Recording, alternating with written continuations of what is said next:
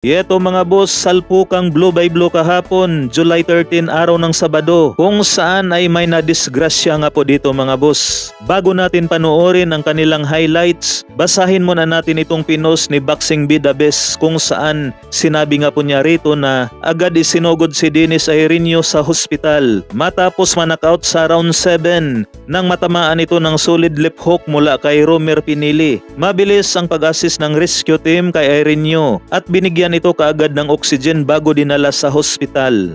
Na base nga po rito sa nakita kong video mga boss mula kay Bray Ramos Tamayo. Nasa pagkakaalam ko ay dati rin itong boksingero ni Coach John Agravio. Madalas nga pong tinatamaan sa batok itong si Dennis Airinho. Tapos madalas pa nga po itong tinatamaan ng solid sa panga. Ito na nga po yung round 7 mga boss, panoorin natin. Makikita nyo yan mga boss, madalas tinatamaan sa batok. Ayan no. Ayan, nasa pool pa sa panga. Ayan pa oh.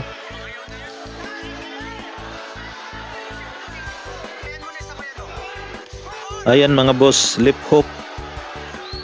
Kaya bumagsak na ito.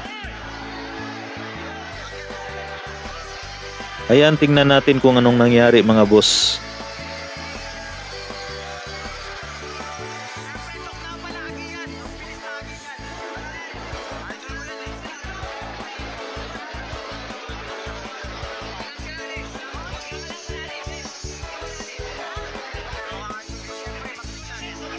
Ayan o, kinabitan na kaagad ng oxygen.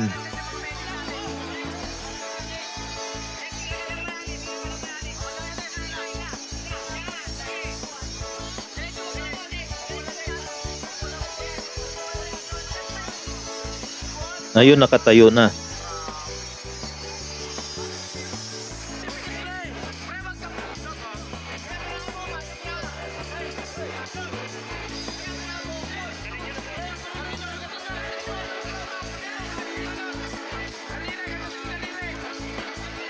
Grabe talaga ang boxing mga boss.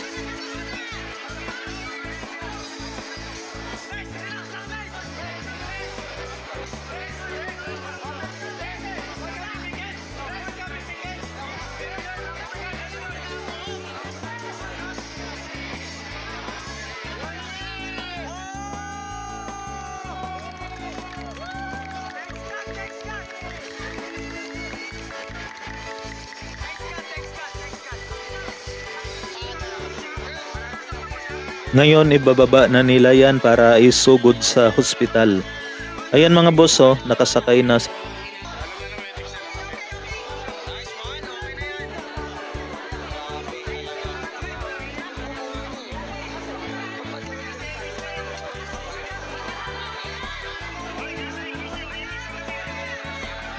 Sa sobrang daming tao at saka mamadali, ayan. Tingnan nyo mga boss. Ayan o. Ayun o, nahulog. Nahulog pa mga boss. Ayan, inaangat uli. Ayan na.